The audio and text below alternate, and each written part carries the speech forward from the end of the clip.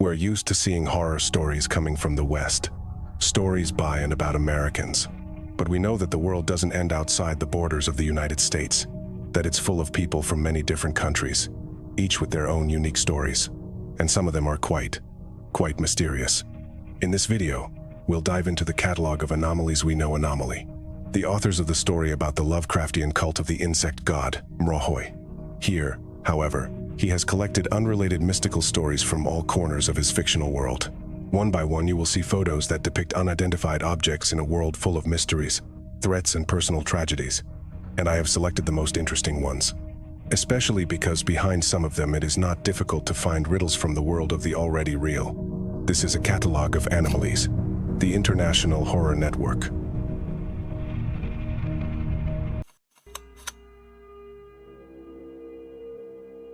The story behind this seemingly ordinary photo was so shocking to Japanese society that many still don't recognize it as real. The story behind the most high-profile missing persons case in modern Japan. The Yanagiwara couple lived in Okiruno, a town near Tokyo. The couple had a good reputation, were sociable, and had close relationships with their neighbors. They didn't have children of their own, so they were happy to look after the neighbors' children when asked. Of course, when they hadn't heard from them for 6 weeks, the neighbors went to the police. Yanagiwara's house was empty but untouched. The furniture was still in place. The refrigerator was full of food. Slices of bread covered in mold lay neatly on the kitchen table, and 2 glasses of stale beer remained undrunk on the bedroom bedside table. The couple had simply vanished, leaving no trace. The case could have stalled, if not for one discovery, made by pure chance and turned its course in a completely unexpected direction. The investigators found a large door hidden under the bed, electronically locked. After waiting for the appropriate orders, Japanese police officers opened it and began descending a dark, secret staircase leading down into the deep catacombs of the Yanagiwara house. At the end of the narrow tunnel, which was barely big enough for a single person, let alone a squad, was the room from the photo. Electricity was still flowing through it, and 20 heavy metal doors remained tightly closed. While the police were actively trying to find any leads on the missing owners of the underground prison, the squad specially assembled for the case were able to unlock the doors. Behind them were small white cells, the only interior of which was made up of a chair standing in the center of each. The walls, floor, and ceiling of several of the cells were covered with a thick layer of multicolored brownish-brown dirt that had been sent for examination. Expectedly, it turned out to be the organic traces of several different people held there previously. Probably many of them had lost limbs, and afterward their lives, in these little white chambers. The investigator noted an interesting pattern. The highest number of disappearances from 91 to 92, when the Yanagiwaras disappeared, were in small private neighborhoods like the one where the couple lived. It wasn't until the following year that another cache of letters was found in their home. The Yanagiwara entered into an active secret correspondence with a multitude of individuals, many of whom responded to them far beyond the borders of Japan. In the letters, the family negotiated the selection of abductees for what they called the Big Show. Disappearance is a normal occurrence in Japan. Although official statistics and government policy adhere to a strict reduction in the number of homeless and missing persons, people continue to actively go missing. This was a revelation for us Europeans after Lena Mugère and Stéphane Remail's book Vaporized Japan, if you translate it verbatim. In short, Vaporized Japan. According to the journalists, the Japanese call this phenomenon Jyohatsu, vaporization.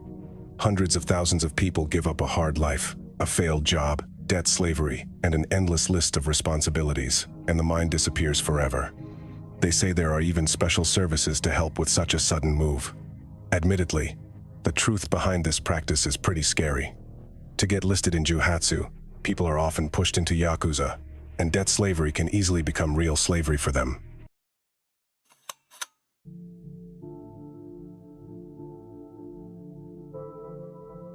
In 2018, on one of Russia's subreddits, a user shared a photo from a vacation in the backwoods of Novoberezhsky Village Council in the Krasnoyarsk region. Of course, such a photo was not left without explanation. It was a fall night. The days were getting darker, week after week. The first time I left my small homeland, Omsk. I was 18 and leaving home for vacation for the first time, getting the opportunity to stay with my uncle, his wife, and a couple of children in their large country house near Novoberezhsky. You Western metropolitan dwellers would be surprised at how much myths are an accepted norm of life in these parts. My uncle and aunt told me that as winter darkness approaches, many villagers talk about the witch. Yes, that's right. They say they've seen a witch here. Convinced of the falsity of the village myths, the author went for one of his evening walks into the deep forest, walking quietly between the already bare trees. But as the sunset progressed, he realized he was lost.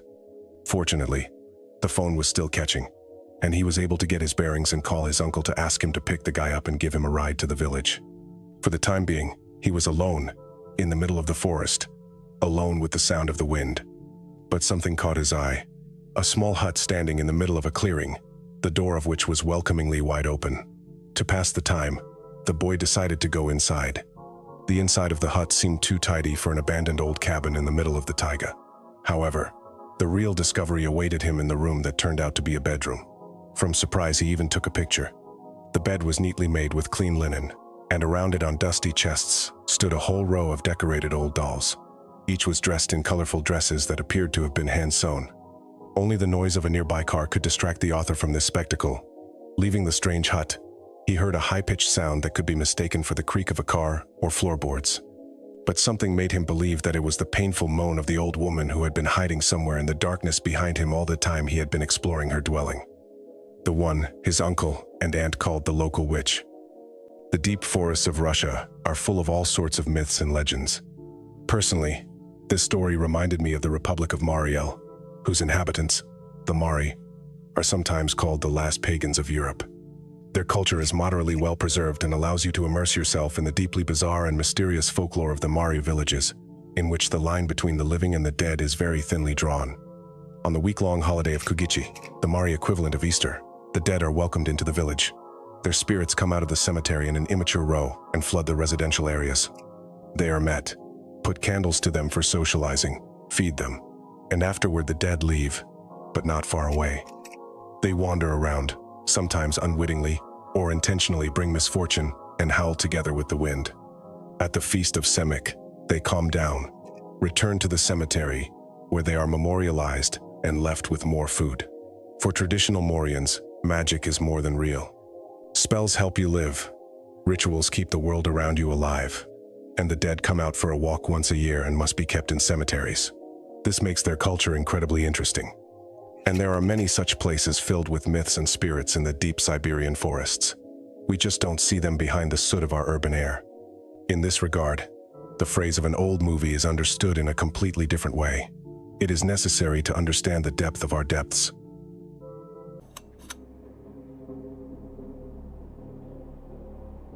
The explanation for the photo you will see at the end has only been found in the legends of the Argentine province of Santa Fe, passed down through generations by word of mouth. In the early 20th century, the town of Casilda was living a period of vigorous growth, expanding and developing the fertile land around it. However, the tranquil days of a growing town being whipped up by European migration were interrupted by a new mayor, Cardelio Fernandez. Fernandez was no villain and did his duties honorably, but his curse was his own curiosity. Led by them, Cardelio had become fascinated with esotericism and the history of the local lands until he found himself preoccupied with the obsession that there was a treasure hidden somewhere in them. Not a treasure trove of jewelry, or even some kind of artifact granting limitless power. A treasure trove of ancient knowledge that would allow the mad esoteric mayor to transcend our reality. The search took the city's entire budget. Fernandez promoted this idea as hard as he could, without sparing himself or those around him. He spent huge sums of money until the city, devastated by his insanity, was intervened by the higher authorities. The mayor's last order before his arrest and life imprisonment was quite unusual even for him.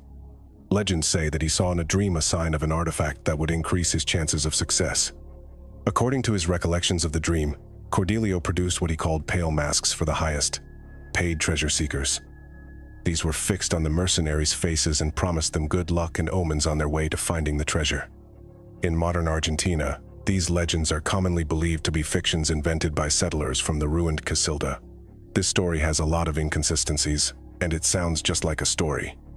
It's a common belief, but you've heard the story, and now you can learn about a couple's journey to that very Casildo, during which they took these two photos. The masked people they met just stood silently looking at them, didn't answer any questions, and afterwards saw them off with a look. And the occult nature of masks has long been familiar to us. Putting them on, The priests throughout history replaced their face, became someone else.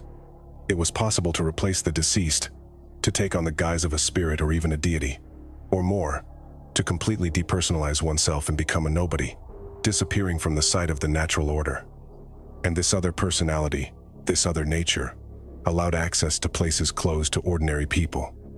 Whether it was another world, say, of the dead, or a secret society whose ritual entrance was conditioned by tradition. Not for nothing, in his last movie, Eyes Wide Shut, Kubrick emphasized this by filming a secret meeting of American bohemians at which everyone was required to wear masks. The meeting was attended not by people, but by characters whose faces were put on for the duration of the festivities. In 1966, the bodies of 2 radio technicians were found near the Brazilian town of Niterói. What was interesting was that the faces of both bodies were partially covered with hastily welded lead masks, and the unprofessionalism of the investigation did not allow to establish the exact cause of their deaths. All that was established was that it did not appear to have been violent. Moreover, the dead were believed to have been members of local secret societies interested in the occult and ufology. A simple note was found in the pocket of one of the deceased. 16:30. Be at the designated location. 18:30. Swallow the capsule. After the action begins, protect your face with a metal mask and wait for the signal. However, the last part of the letter was never accurately dismantled, and the case remained unsolved. On the 1st of March, 1966, the Venus 3 spacecraft landed on the surface of Venus, the first artifact of mankind to land on another planet, making the second planet of the solar system part of Soviet space for a long time, if not to its very end. After that, the Venus program continued. Vehicles were regularly sent in the direction of the neighboring planet, exploring it in orbit and returning to its surface. On the 22nd of October, 1975, Venera 9 transmitted to Earth the first ever images of another planet and one of the few photos of the surface of Venus up to the present day. The program was a success in itself, and the 16th launch put an end to the question of studying this planet within the framework of the so-called Soviet cosmos. In the world of anomalies, however, things went a little differently. In the mid-1980s, the Soviets decided to make one more flight.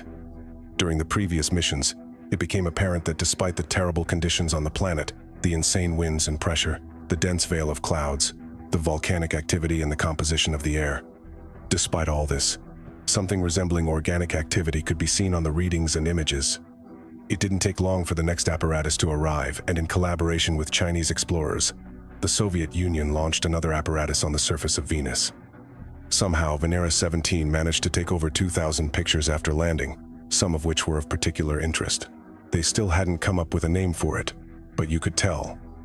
It was alive and breeding in some gaseous semblance of Earth's primary broth. It seems that in the early stages of its formation it had traveled in sparse fog-like clouds, spontaneously disappearing into the densely packed sky or descending to the surface. Some further shrank into spherical shapes, pulling all its parts tightly together and moving around the planet at high speed. Finally, the third type was a massive something resembling a cloud and following the surface with many outgrowths of many different states from rain-like to elongated tornado-like limbs. Perhaps they lingered on the solid matter of the Earth to feed in a similar manner in the dense clouds of Venus, splitting it in search of lightning. The nature of these creatures remained unclear. And yet, even after the collapse of the Soviet Union, many researchers around the planet noted something similar already in our clouds. After all, we hardly know exactly what the ball lightning that everyone is familiar with is, which, of course, gives a big scope for those who are still persistently trying to find traces of alien life in our time. It happened in Monterrey, Mexico, to a small, humble family one summer night in 2006. It was a nightmare scorcher, so intense that it overheated the local electrical system. Parts of the town went quietly dark. There was a total blackout. The Gomez family remained calm. They ate dinner, saw to the peace of their 2 small children, and put them to bed. Just after that, the house shook violently. The parents feared an earthquake, but when they left the house, they found no damage on it. Moreover, the neighbors knew nothing about the shaking, but they advised them to close all doors and windows and keep an eye on the house just in case. The Gomez were able to target the homeowners. The kids were asleep, the adults were watching the house, but they were tired too. The house was checked, Everything was locked, the night fell silent, and the police never answered their calls. The exhausted parents could not bear it and went to bed themselves. They woke up repeatedly that night. No noises were heard. The house seemed to be safe, but anxiety did not let them go. They felt as if they could see some silhouettes in the darkness of the corridors. Eventually, they couldn't stand it any longer and decided to look around the house. Turning on their phone's flashlight, the Gomas also took some pictures. It walked around their house without paying any attention to them, invisible to the human eye.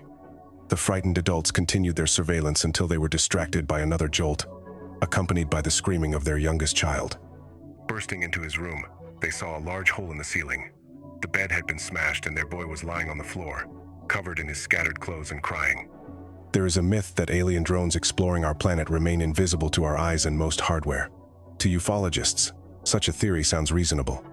A civilization that has mastered exploratory spaceflight can afford an advanced cloaking system. Probably a gift for many believers in this theory was once this video. On it, the thermal camera of the US military recorded an unidentified creature in Iraq, traveling around the base and observing its work. It does look kind of creepy. Of course, this was an amateur movie, filmed in 2018 by artist Jeremy Carbell. But sometimes the thought of humanity losing its sensory abilities with each species is unsettling. I've heard that our distant ancestors of other species could see in a greater range. We're trapped in a shell of limited and deteriorating organs, struggling to transmit bits of information about what's around us at all. Could it be that those silhouettes visiting the Homo's family are standing right behind you? You just can't see them? We delve into the wonderful world of the Anomaly catalog, taking a ride through all the most unexplored of the Anomaly universe, and occasionally venturing into our own. The format is interesting. It seems to be just a voice-over creepypasta, but the curious ideas of diving into seemingly connected lore and those little complementary illustrations make things much more interesting, especially in finding real-life prototypes. After all, there are still quite a few mysteries in this world, and quite a few stories about them that I'll be sure to tell you. Thanks for watching. Subscribe and share this video. Bye everyone.